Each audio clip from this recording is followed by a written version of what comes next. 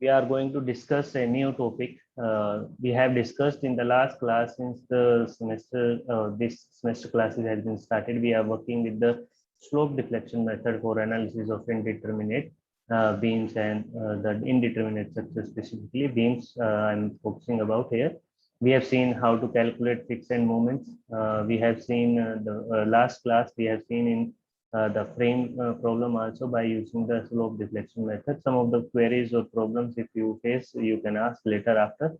And I will put some questions related to that on Saturday. You can solve it and submit it to the next class whenever we have. So I will give you 4 to 5 days. So worksheet I will submit, will provide you, and you have to submit it.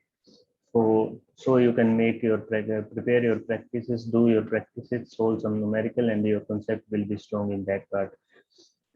So second method, again, force method is method which is we are going to use right now to solve the indeterminate problem against. So whatever the structure we are going to consider in structure analysis 2, that is indeterminate, that is already explained to you. First, I'm going to tell you what is force method is all about, who would develop this method, and what are the approach we need to do to solve the problem by using this force method, and but also called consistent deformation method. So let's see what does that mean basically. So force or flexibility method, we also call it as flexibility method. It is originally developed by James Clerk Maxwell in 1864. It is a first method itself, which is used for calculation of statical indeterminate problems. And later it is refined, or you can say some changes has been bring by the Otto Mohr and the Heinrich Müller-Breslau. These names you are familiar with. James Clerk Maxwell reciprocal theorem we have already seen. So it's given by, initially it is developed by James Clerk Maxwell in 1864, and later it is found by, or you can say some refined is taken place, means something is going to be developed here also. So that is done by Otto Mohr and Heinrich Müller-Breslau. So this method is first itself available, which is used for the calculation of static indeterminate structure. So what is the application? Later part you will see how we can apply this method to solve the indeterminate problems. In this particular, if you say here, we have compatibility forms. This method is basically depend upon the compatibility equations that we need to make here to solve the indeterminate problem. So it has some time effort as it is based on the compatibility form. So that's why it is also called compatibility method, or method of consistent displacement or consistent deformations also. So guys, please make sure that remember it's a different name that we call it, also called flexibility method, force method, compatibility method, and method of consistent displacements. So make sure maybe question asked solve the problem by using consistent deformation displacement method. In that case, you need to use a force method, which is the same as consistent displacement method. So this method consists of writing the equations like we have already done in the previous case. Satisfy the compatibility means sustain compatibility or force displacement compatibility. And force displacement requirement for structure in order to determine the redundant force. It means the force, those we have unknowns. Otherwise, in the indeterminate structure, basically we call that structure to be indeterminate if we are not supposed to calculate its unknown forces by available equilibrium equations. In that case, we consider to be as a indeterminate, and whatever the number of extra unknown forces other than the available equilibrium equations, those considered to be redundant forces. So to calculate those redundant forces or those extra unknown, we need to apply or need to make or satisfy the compatibility conditions and make some equations on the basis of that.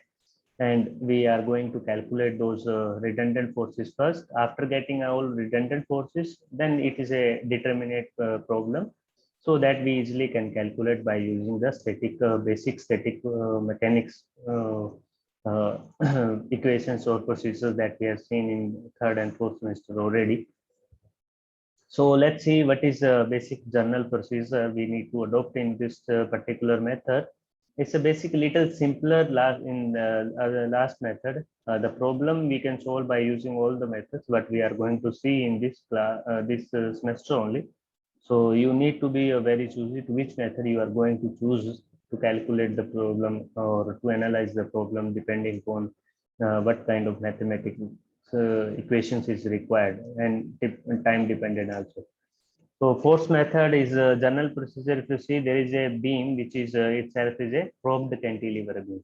If you want to draw the free body diagram, what you will see here, how many support reactions do we have? Total unknown forces here is 4, with 3 at A spot and 1 at roller spot, because fixed spot is going to provide us 3 support reactions. One is vertical, this direction, one is horizontal, other is in rotation.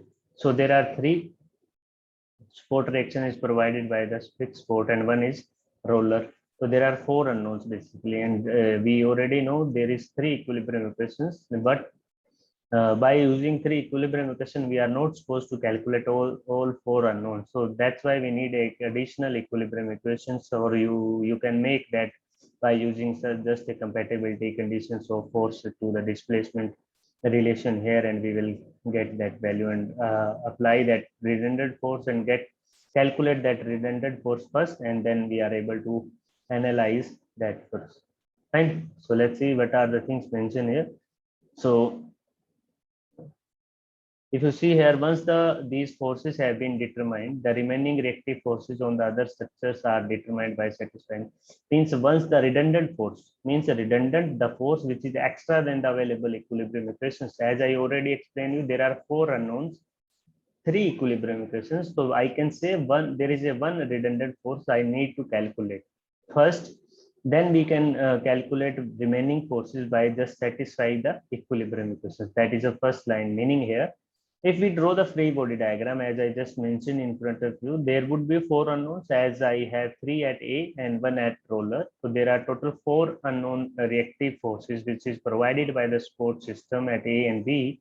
We have 3 equilibrium equations. The beam is indeterminate by 1 degree of indeterminacy, which is nothing but a simple relation. We can say unknown minus the available equilibrium equation. Unknowns are 4 minus available equilibrium, those are 3 minus that coming out to be 1. So my structure is indeterminate by first degree of indeterminacy, and I can say there is a one redundant force I need to find out first, and then this problem become as a our determinate problem that I can easily solve.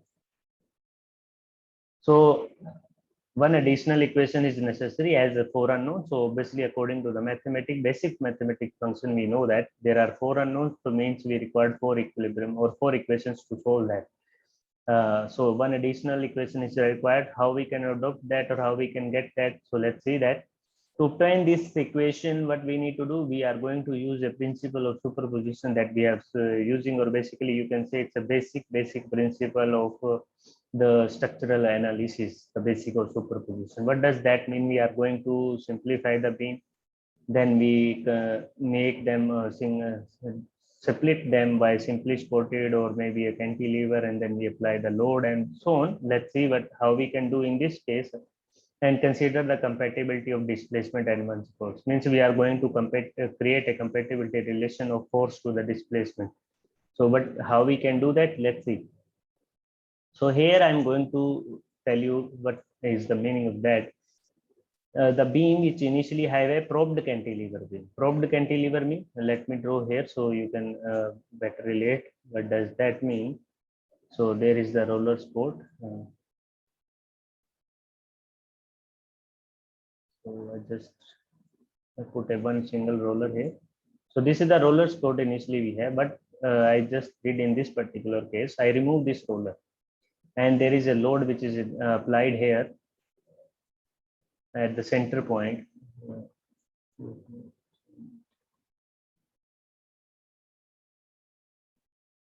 At the center point, it is acting. So what I did just, I remove this support reaction. I make this beam. This is the probed cantilever initially. I remove this support and allowed to beam to deflect.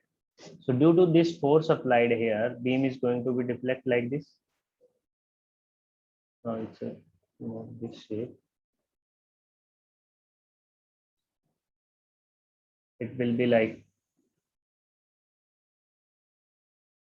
somewhat like it is going to be deflect.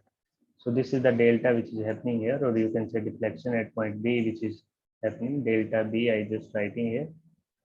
So I split that beam into two segments, in which first I remove the support reaction and allow my beam to deflect under this particular load which is acting here.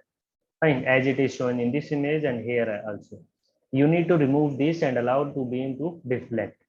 If you see actual beam, if we are considering this, what are the boundary condition do I have in this case? First boundary condition, if you look into this support reaction, what is happening here? There is no deflection, there is no slope is happening at this point, because fixed support is not allowed to deflect vertically, as well as it is not allowed to rotate. But the roller is allowed to rotate, means slope can be there, but deflection at this point is not going to be happen. So that using that relation, I'm going to try to try to apply that fundamental things here and let you know how we can calculate that redundant force value. If I get to know the value of that reaction here, then I can easily solve this problem by using static fundamentals. So let's see what does that mean. So this is done by choosing one of the support reaction as redundant. Either of the one of the support reaction you can choose. You can go with this one as a redundant. You can go for this vertical one as a redundant. You can take a moment as a redundant. Means one thing is extra, that one out of four unknowns you can take any of as a redundant, and you need to temporarily remove that effect. Means you need to remove that effect by virtue of which that reaction is creating. Means you can say that unknown redundant force, you need to remove their effect. Like here, if I remove the effect of this roller here, what will happen? It is going to deflect like this. Otherwise, if we are not removing it, how it going to deflect? It is going to deflect like somewhat like this. So I remove this effect and allow the beam to deflect like this. So let's see, we are going to try to put some relation so we can do this. So let's see. So remove this effect on the beam, so that beam is referred as to primary structure, which is visible here. You can see here we will remove the resisting action of the rocker at B, which I just removed. As a result, load P will cause B to be displaced downward by delta B, which is mentioned in the figure. So whatever I'm just speaking or whatever I just explain, everything is mentioned over here as well. So you can read yourself, or even you can get idea what does that mean and how you can solve this kind of problem. So this is the first step to do it, and it is not mandatory. One of the redundant force you need to remove, or you can say it's a effect we are going to remove. It is not mandatory. You need to remove this effect. You can remove vertical effect here also. You can remove a rotational effect also, and you can remove horizontal. Depending upon that, you need to go with the relation. So fine. Let me clear this slide. So by superposition, if in the last case, if you see, there were a load at center, and due to that we are seeing the deflection. Now I put the load at free end, means the support reaction rocker is providing in a vertical direction. It is an upward direction. We know that support reaction which is going to provide the perpendicular to the surface of the rocker. So there is a By. It is a reaction or reactive force or redundant force applied by point B in the direction of Y. That's why it is written as By. Due to that, there is a deflection is taken place in the beam. That is also, we know that now this case is a cantilever beam having a free end force. Due to this, there is a deflection taken place at the point, which is I'm just taking at delta B dash B, which is B by FBB. Means a unit force is applied. There is a deflection is taken place in the Y direction at point B. So superposition, however, we know unknown reaction B, that is by causes the beam at B to be displaced by delta BB upward. So we don't know what is the value of B by here, but there is a reactive force which is provided by the roller. That is a probed cantilever beam. I removed the original load which was acting initially. The managed beam I just split into two cases. One, I remove the rocker and allow my beam to deflect downward. Second, I remove this original load and apply the reactive force which is provided by the roller and allow my beam to deflect. So now we have two segments and superimpose them, you will find your answer. What does that mean? Let's see. First thing we need to understand what does their meaning FBB and all that. Here first letter in the double subscript which are mentioned here FBB. Notation refers to the point B. It is the point where it is we are acting. So we convert that B by reaction as a unit load. Fine. So what we are going actually it's a principle of virtual work we are using here, just replacing that reactive force to the unit force that we need to apply in the direction of deflection. That was the principle of virtual work that we have seen in the structure analysis one. So where the unknown deflection is specified and the second letter refers to the point B where the unknown reactive reaction is acts. So first subscript notation gave us the where the unknown deflection is specified, where it is at which point the unknown deflection is taken place, and the second letter refers to the point where the unknown reactive force acting. So FBB means a force at B at deflection is also at B. Assuming positive displacement act upward, then from the through the C points or whatever it is, we can write the necessary compatibility equation at the rocker as, if you see what I just did, if you take upward deflection to the positive, but due to the point load acting at the center, if you see here, there is a delta. Let me draw the point which you need to be very clear about it. Let me draw once again the diagram which I'm looking after. So this is the initial diagram. There is a roller sport or roller sport, you can say. So this is the, sorry. So this is the roller sport that I have. If you see your actually shape of deflection, how it is going to be deflected. It is how it's going to deflect. It is going to deflect like somewhat like this. Yes or no? It is going to deflect like this.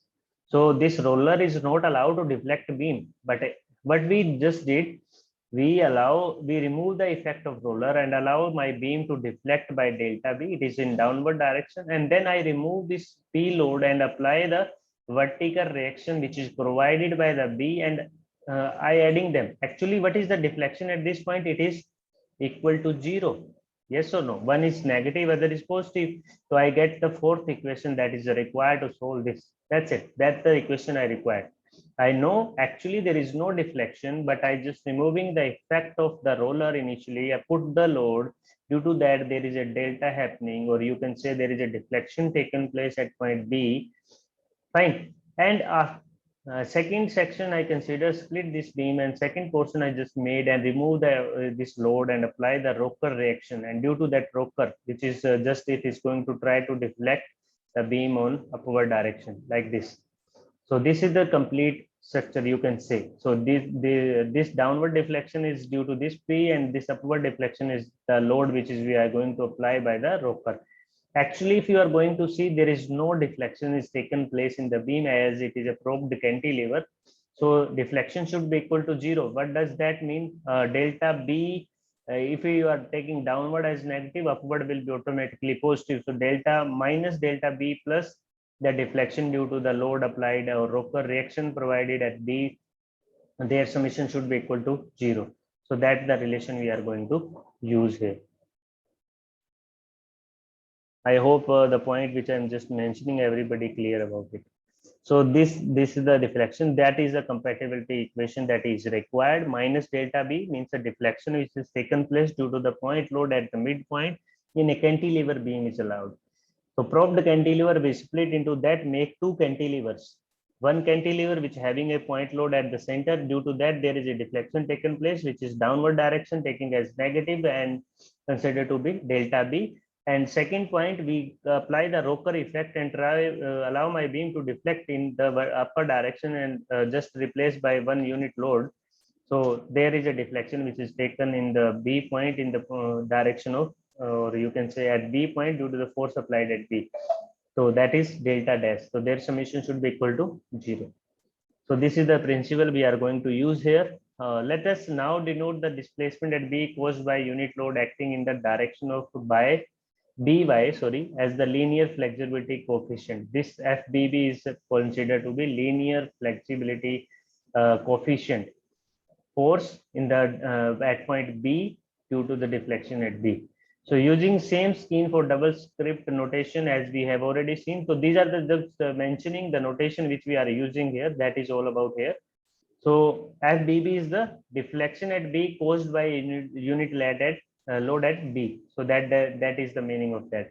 Since the material behaves linear elastic manner, a force By acting at B instead of unit load. If the initially, if you see in the last case, deflection, that is delta BB, which is happening at point B due to the unit load, and you can say FBB is a deflection at point B due to the force applied B. If you convert, change that unit load as the actual reaction of By, so you just need to replace the unit load by actual load provided, or you can say reaction provided by the sport, which is By. That we can write it.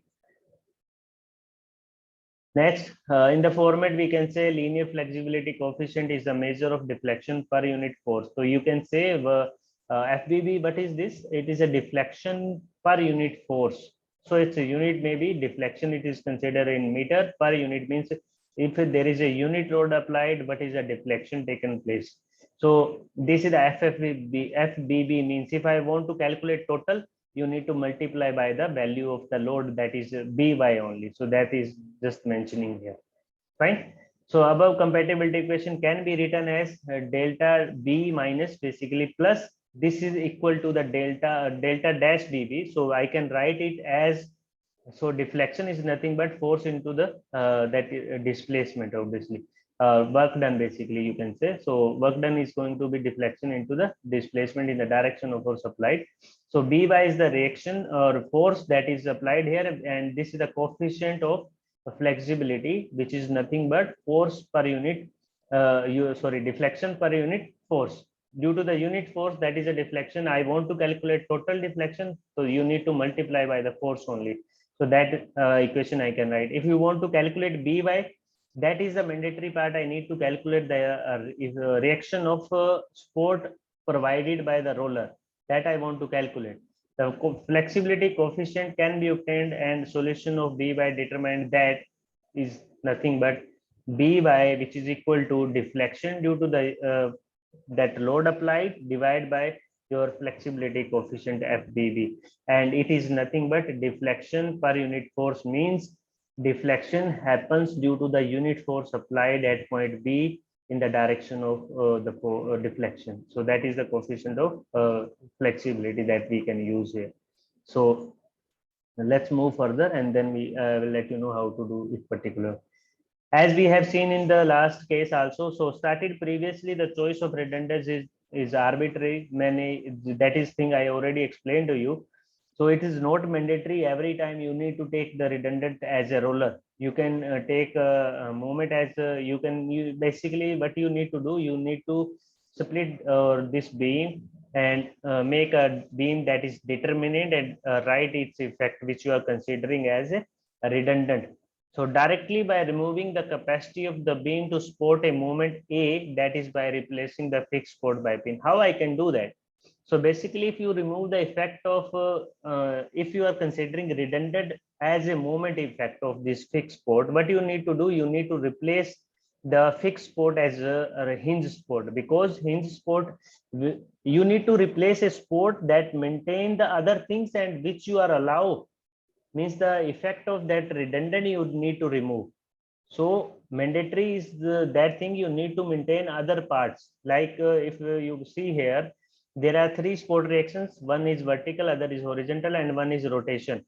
So if you are removing the restriction against moment, so you need to be verify which support reaction I need to replace it. You are not replace this support by a roller. If you do so, that beam become unstable. So that thing you need to be very, very careful about.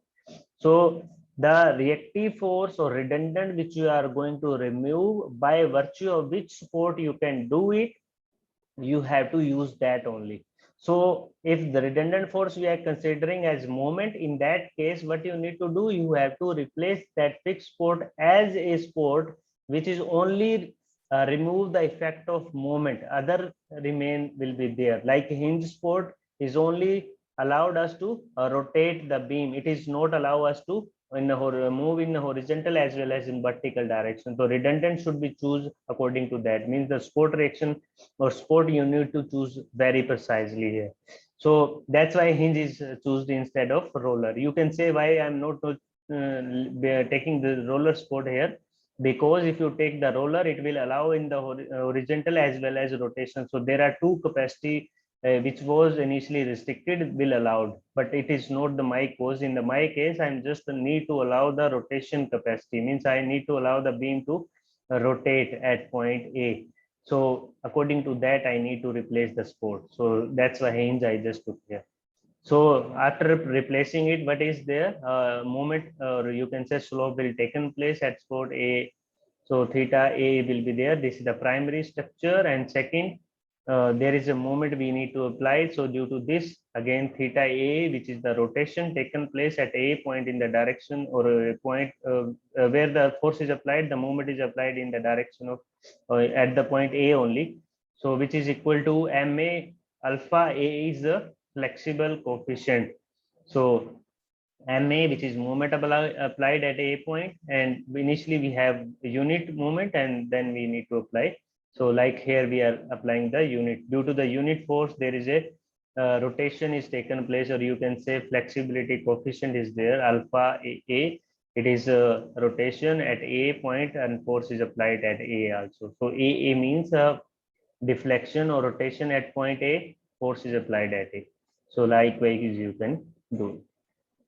So similar case here also, if you remove any rotational condition, the coefficient of angular displacement, which is alpha AA here, so caused by unit couple of couple moment applied at A, which is theta dash AA equal to, just multiply instead of 1, just take the actual value of moment that we need to apply, MA into the coefficient of angular displacement.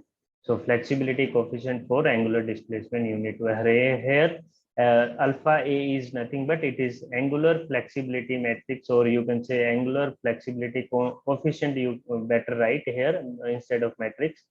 The angular displacements per unit couple moment, the unit is radian per Newton meter. Means how much rotation is taken place once I apply a unit moment.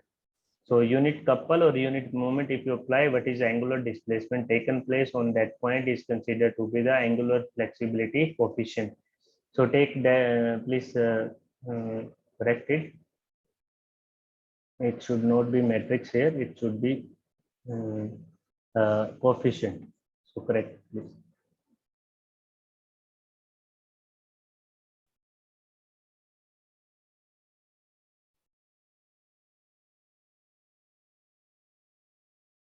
So again, we can draw the compatibility. We need to calculate this value, which is nothing but take that side theta A, which is happening due to the moment applied at A, divided by the angular coefficient, or you can say angular displacement coefficient, which is happening at A. So that's how we can calculate the redundant. Here also we take a redundant as MA. In the last case, we have considered redundant as vertical reactive force.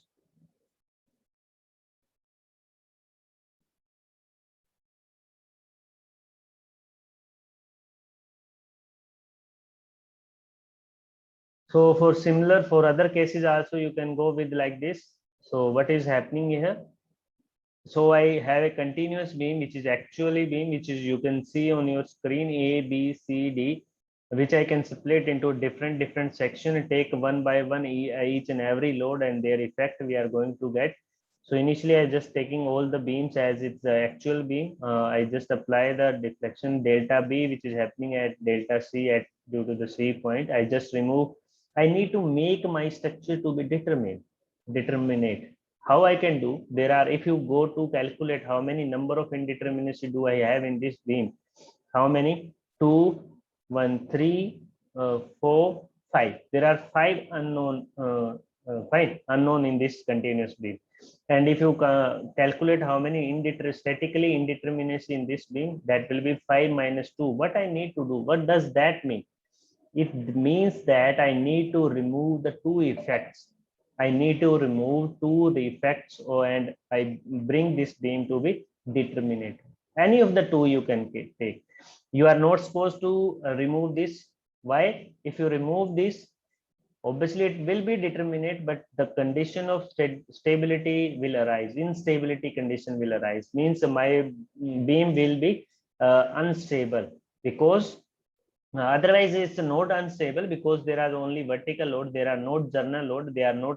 But we have a condition which is there should not be parallel loading, sorry, parallel rollers. If there are parallel rollers, it means it's condition of instability in the case of journal loading, because there are perpendicular loading which is axis to the beam, they are going to be balanced by the roller itself, but we consider as to be unstable structure in that case. One thing. Second, you can remove or you can say two rollers you can remove. In that case, beam my beam remains stable in that case. So I'm going to remove these two. So allow the beam to be deflect.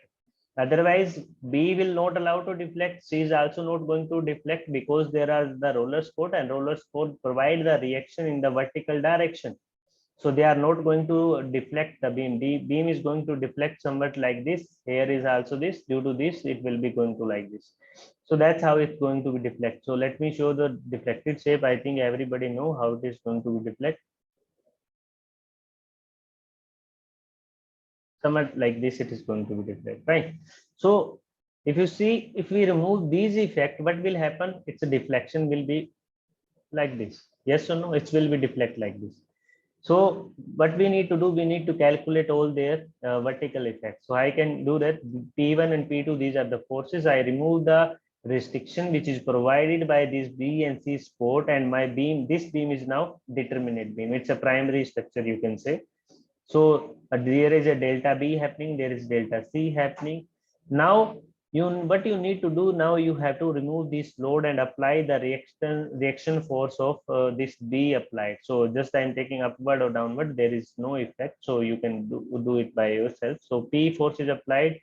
So due to the force applied at B, if you take it, it is in downward direction, so there will be delta happening, that is force, or you can say force into the coefficient of displacement is there.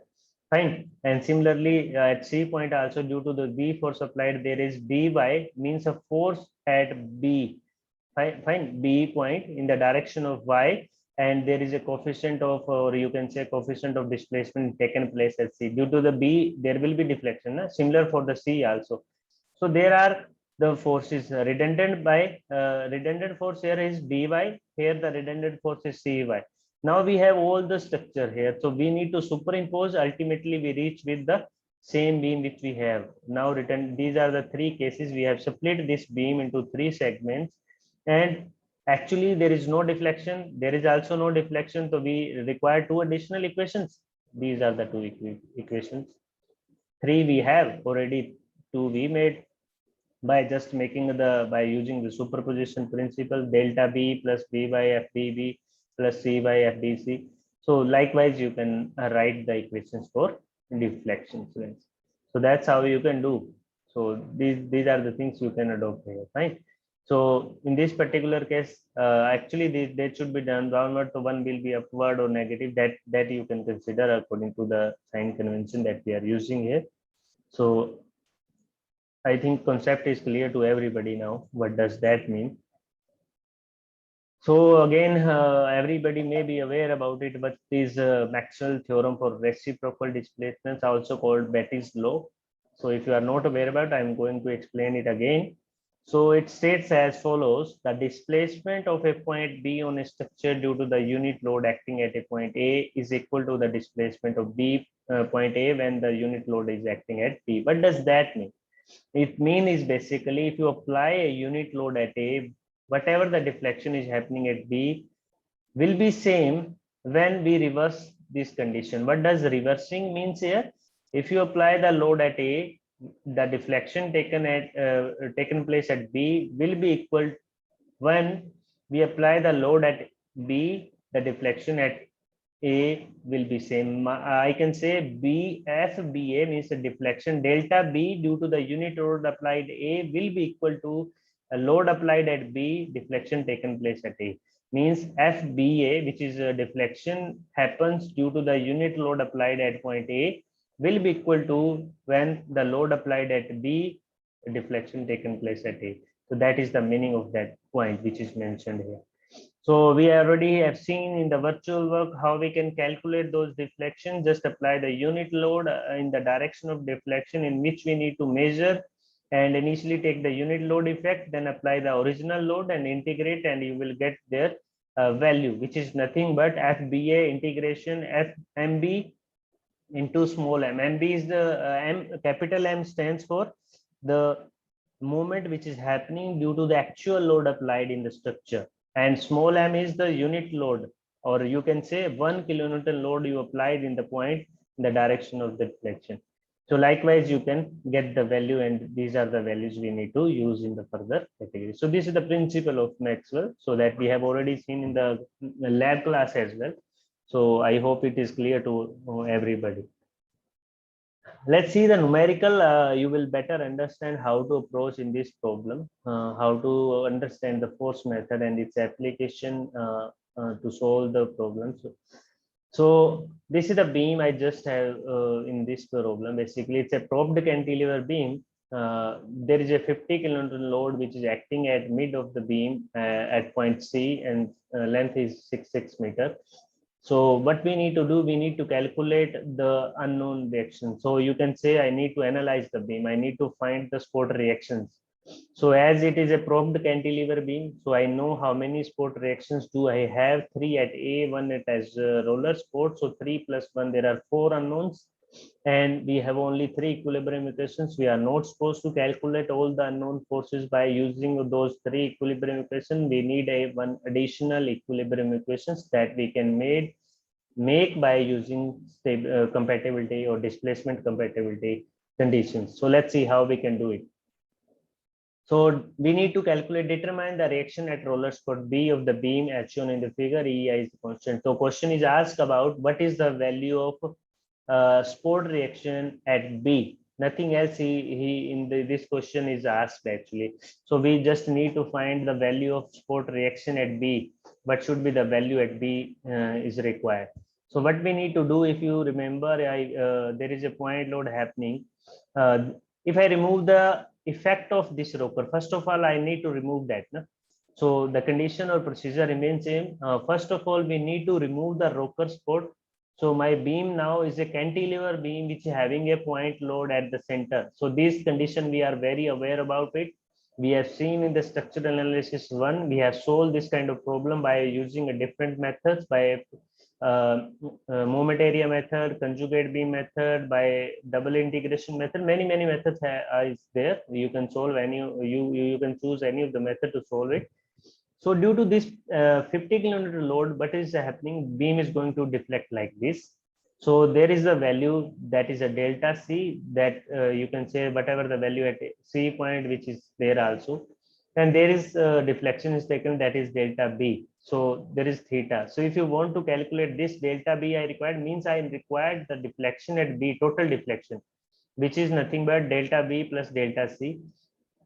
So I need to calculate first. I should know what is the value of theta C. If I know the theta C, I can apply directly the relation in this triangular shape, which is but nothing but perpendicular by base. You need to multiply and you need to get the value of delta. So which is nothing but delta C into the length of the segment. You can say delta B is equal to 6 of delta C, 6 into delta C. Fine. And second portion, what we need to do, you have to remove this load and apply the redundant force. You need to apply the redundant reaction that we need to find. Redundant, again, I'm repeating again, this is the unknown force that we need to find. That is extra reaction. So that we consider as redundant. So delta dash BB is nothing but BY into FBB. FBB is nothing but it's a coefficient of displacement. F is the force, actually you can say. B is the point where we are applying that unit force, and and the second B stands for the deflection at B. And delta BB is the deflection, which is if you replace that 1 kilonewton instead of BY, so that will be written like this. Again, principle of superposition we are using. By inspection, beam is statically indeterminate. As I just explained, it's by first degree of indeterminacy. So here, as it is asked to solve that, we need to find the value of rocker support. or the value or magnitude of rocker, which is By.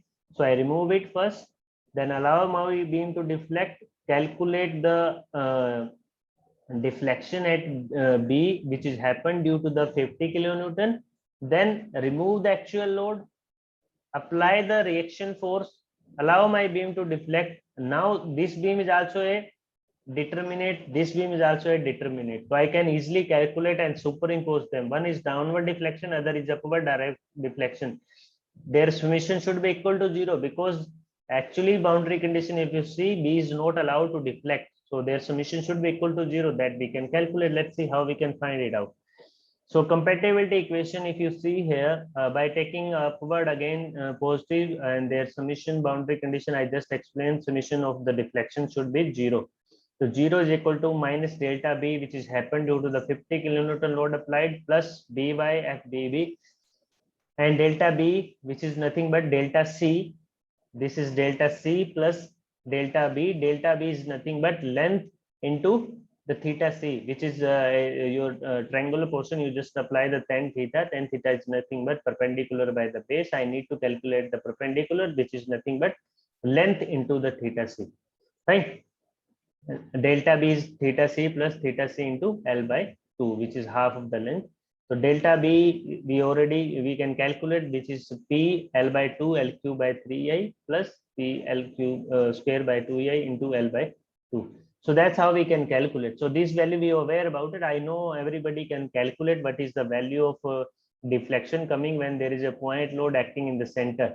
So P value need to just replace by 50, otherwise this relation remains same here. So just replace the value of 50 kilonewton instead of P, place the values, and this is the value which is coming in downward direction. So upward direction, cantilever beam was there. That is the deflection value when there is a cantilever and a point load acting at the free end, which is what is the value? That is PLQ by 3I. Just P, you need to consider unit here. So don't take the value. There is a P, this P is nothing but unit load. So this is the deflection which is happening due to the unit load. Now we have all the values. This is downward, this is an upward. Just replace one unit as By, and now we can get the value of By. That's it. And now we have know the value of reaction this direction and this one, and as well as this one. Now this problem is simple problem of determinate structure. So that's all, guys. You can solve it. So it's a very basic thing to solve it. I think everybody can solve it. So there is no difficulty in this particular problem.